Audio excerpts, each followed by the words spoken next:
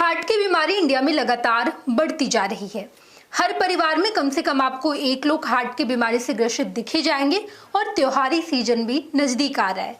ऐसे में जो लोग हार्ट की बीमारी से ग्रसित हैं, अगर वो अनबैलेंस फूड खाते हैं, तेल मसाला खाते हैं, साथ ही साथ जब दिवाली में पटाखे जलते हैं तो हार्ट की बीमारी और भी ज्यादा बढ़ने की समस्या हो जाती है। साथ ही साथ हार्ट अटैक से आजकल यूथ भी बेहद ही ज्यादा परेशान है।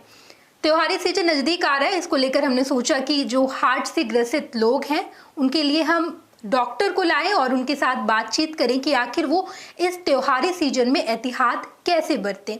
हमारे साथ डॉक्टर आमिर काजमी है जो कि कार्डियक सर्जरी में सुपर स्पेशलिस्ट है। डॉक्टर साहब, आज के दौर में जो हार्ट अटैक है वो लगातार बढ़ता जा रहा है, इसके पीछे की वजह क्या है?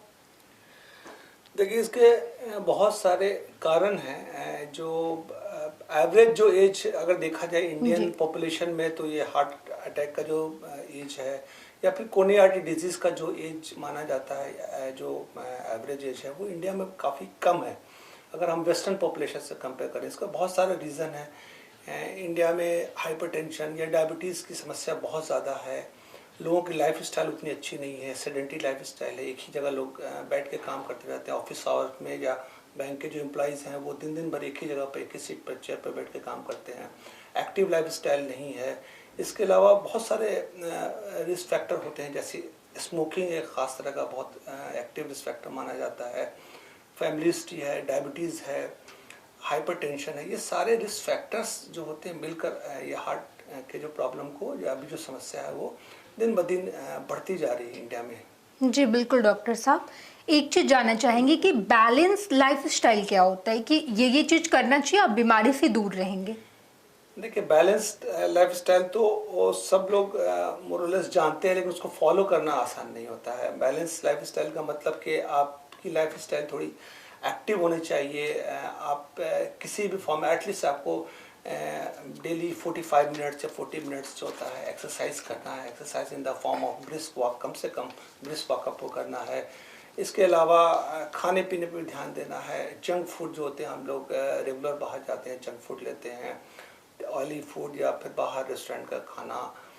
तो खाने में भी एक बैलेंस डाइट होना चाहिए जिसमें फ्रूट्स की मात्रा अधिक होनी चाहिए, सलाद ज़्यादा लेना चाहिए, कार्ब्स बहुत ज़्यादा या मीठा बहुत ज़्यादा, ऑयली फूड बहुत ज़्यादा, डीप फ्राइड फूड, ये सब सारी चीज़ें नुकसान करती कहीं ना कहीं। तो इन सब चीज़ों का ध्यान रखना है। बाकी जो स्मोकिंग एटलीस्ट एक ख़ास तरह का एक बहुत मेजर रिस्क फैक्टर माना जाता है, किसी हर तरह की बीमारी को बढ़ाता है।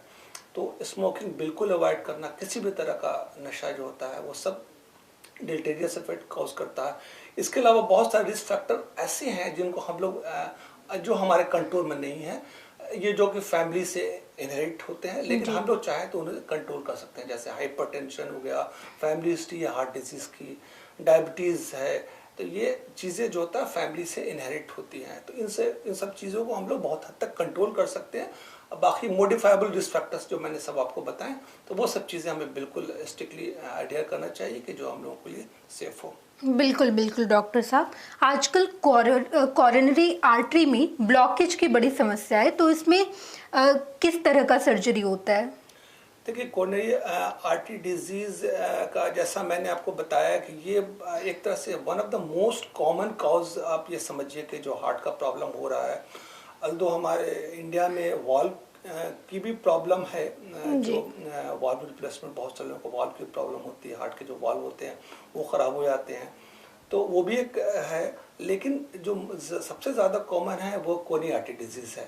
तो इसमें ग्रेजुअल जो हार्ट की जो मेजर 3 नसें होती हैं, जो आर्टरीज होती है, उसमें ग्रेजुअल ब्लॉकेज शुरू हो जाती है और एक एज तक आते आते ये काफ़ी क्रिटिकल हो जाता है। अगर इसमें ये होता है कि अगर ब्लॉकेज बहुत ज़्यादा क्रिटिकल हो गई तो पेशेंट को हार्ट अटैक आ सकता है, चेस्ट पेन के साथ हार्ट अटैक होता है।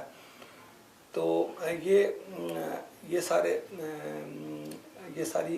बीमारी जो होती है कोरोनरी आर्टरी डिजीज, इसमें इनका मैनेजमेंट डिपेंड करता है कि ये इसका जो सिविरिटी कितनी है जी। अगर सिंगल एक नस ब्लॉकेज है, सिंगल आर्टरी डिजीज है, सिंगल वेसल डिजीज या दो जगह आर्टरीज में ब्लॉकेज है, तो वो उनका ट्रीटमेंट हम लोग कार्डियोलॉजिस्ट स्टेंट के थ्रू करते हैं। लेकिन आर्टरीज अगर बहुत ख़राब है, तीनों आर्टरीज ब्लॉकेज है जी। जो डायबिटिक पेशेंट है जिनकी आर्टरीज काफ़ी कैल्सिफाइड हो जाती है, पूरी डिफ्यूज डिजीज है, तो उसमें और कोई ऑप्शन नहीं बचता है, हमें बाईपास सर्जरी करनी पड़ती है, जिसको CABG बोलते हैं, coronary artery bypass surgery. Okay doctor साहब, तो किस तरह के मरीज में हम वाल्व सर्जरी करते हैं या? हाँ जी। हाँ देखिए, वाल्व सर्जरी भी एक तरह से ये भी एक ओपन हार्ट सर्जरी है, लेकिन इसका एक सबसेट ऑफ पेशेंट दूसरे होते हैं। इनमें जो इसका एक मेन इंडियन पॉपुलेशन में या एशियन पॉपुलेशन में जो कल्प्रिट डिजीज मानी जाती है, इसको ड्यूमेटिक हार्ट डिजीज बोलते हैं। इसमें क्या होता है कि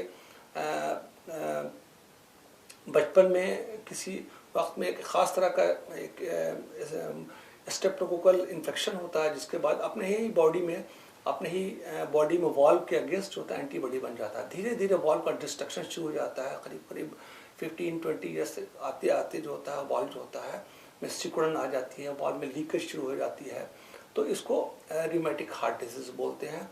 ये वेस्टर्न पॉपुलेशन में इसका इंसिडेंस बहुत कम है, लेकिन इंडियन पॉपुलेशन में बहुत ज़्यादा है। इस वजह से हम लोग जो सर्जरी करते हैं हार्ट की, उसमें एक काफ़ी डिजीज़ बर्डन ये र्यूमेटिक हार्ट डिजीज़ का भी मिलता है। तो इसमें हम लोग ओपन हार्ट सर्जरी करके हार्ट को अरेस्ट करके वाल्व को रिप्लेसमेंट करते हैं। जी बिल्कुल बिल्कुल। डॉक्टर साहब, एक दो टर्म है जो जानना चाहेंगे, AVR, MVR और DVR क्या होता है? देखिए, ये डिपेंड करता है, जैसे हार्ट में 4 वाल्व होते हैं, aortic valve, mitral valve, tricuspid and pulmonary valve, यानी कि लेफ्ट साइड में 2 वाल्व होते हैं, राइट साइड में 2 वाल्व होते हैं। तो र्यूमेटिक हार्ट डिजीज से कौन सा वाल्व अफेक्टेड हुआ है उसके हिसाब से फिर हम लोग सर्जरी करते हैं। अगर माइट्रल वाल्व अफेक्ट हुआ है तो उसको माइट्रल वाल्व रिप्लेसमेंट बोलते हैं, जिसको MVR बोलते हैं। जी।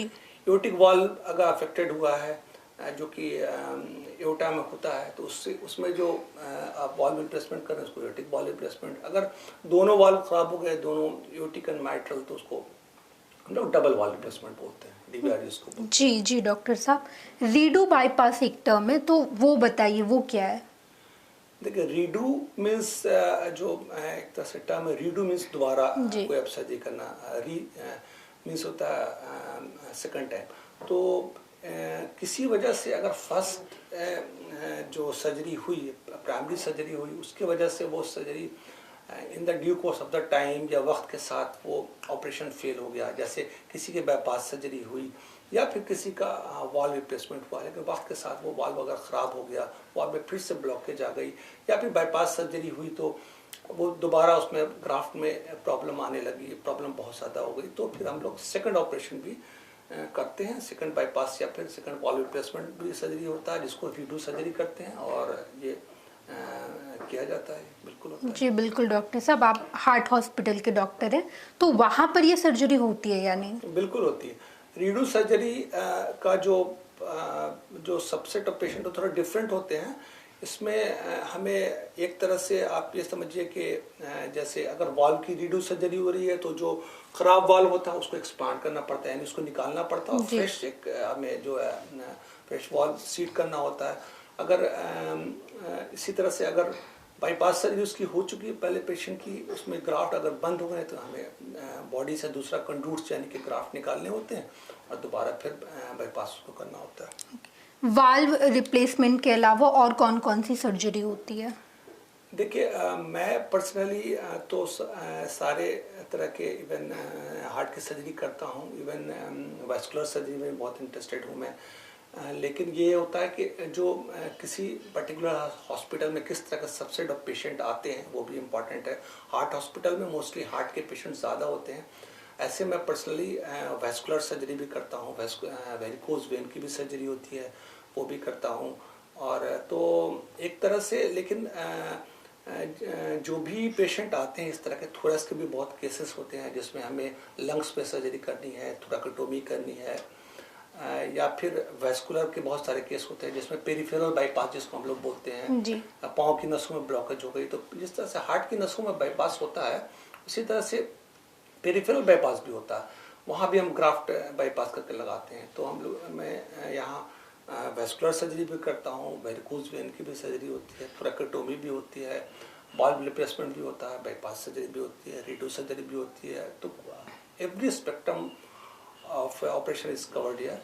तो कोई भी पेशेंट आता है, हम लोग कोशिश करते हैं कि उसे सर्जरी करके ही सेंड करें। जी बिल्कुल डॉक्टर साहब, जब हम हार्ट हॉस्पिटल की बात कर रहे हैं तो आप कब से हार्ट हॉस्पिटल के साथ जुड़े हुए हैं? देखिए, मेरा ऐसा रहा है कि करियर एमसीएच करने के बाद दिल्ली से मैं स्कॉट्स में मैंने काफ़ी दिन काम किया, करीब 5 साल के आसपास। फिर मैं इंडिपेंडेंट काम करने के लिए गुजरात की तरफ मूव कर गया, वहाँ से कुछ ऑफर था। तो गुजरात में मैंने राजकोट में काफ़ी दिन काम किया as a independent consultative surgeon. अभी रिसेंटली मैंने 1 साल से कुछ ज़्यादा हुआ है वक्फा, यानी कि जुलाई मंथ से लास्ट ईयर मैंने हार्ट हॉस्पिटल में ज्वाइन किया है। और तब से आप कितनी सर्जरी कर चुके हैं? तब से मुझे लगता है एग्जैक्ट काउंट तो याद नहीं, लेकिन करीब करीब ये काउंट 165 के आसपास है। और मुझे याद है कि जब कुछ महीनों पहले हम लोगों ने 100 केसेस यहाँ हार्ट हॉस्पिटल में सक्सेसफुली कंप्लीट किए थे विथ वेरी एक्सलेंट रिजल्ट। तो हमने एक तरह से छोटा मोटा वो सेलिब्रेट भी किया था।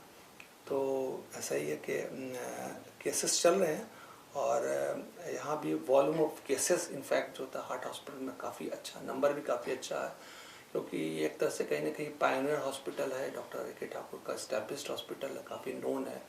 तो पेशेंट का रश अच्छा खासा होता है। मैं कोशिश करता हूँ अपनी तरफ से कि कोई भी पेशेंट आए या कोई भी आए तो वो उसको सर्जरी करके भेजूँ। ऐसा नहीं होता है कि कोई सर्जरी हम लोग नहीं कर पाते हैं या फिर किसी हायर सेंटर रेफर करते हैं, सारी सर्जरी हार्ट हॉस्पिटल में होती है। जी जी, ये बहुत ही बेहतरीन बात है कि पटना जैसे शहर में आपको ये सारे ऑप्शंस मिल रहे हैं। तो त्योहारी सीजन नज़दीक है, इसी बीच हमने सोचा कि हम आपको वो तमाम चीज़ें बताएं ताकि आप एहतियात बरतें और आपको हार्ट अटैक जैसी बीमारी ना हो या फिर हार्ट अटैक की समस्या और भी ज़्यादा ना बढ़े। आप देख रहे थे फर्स्ट बिहार झारखंड, मैं नेहा चौधरी, धन्यवाद। क्या आप अपने माता पिता बनने का इंतजार कर रहे हैं? ओएसिस फर्टिलिटी ने लगभग 90,000 जोड़ों के जीवन में खुशियां भर दी हैं। आज ही 8929755101 पर कॉल करें। ओएसिस फर्टिलिटी के कम लागत वाले IVF उपचार की सहायता से अपना सपना पूरा करें और सभी को खुशखबरी दें।